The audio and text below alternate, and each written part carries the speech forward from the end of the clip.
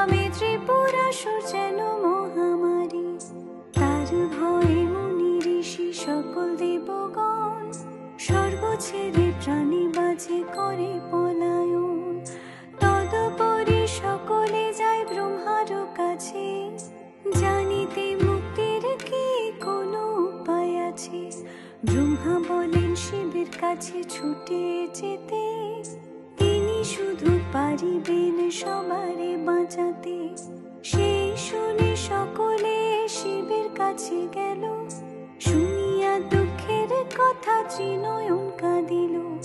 সেই অশ্রু পড়িল ঝরে ধরা ধামে, বৃক্ষ হইল খ্যাত যাহা রুদ্রাক্ষ নামে। রাগে দুঃখে শিব তখন ধ্যানমগ্ন হলো, ধ্যানমগ্ন হইয়া সে অঘরে অস্ত্র শানিল।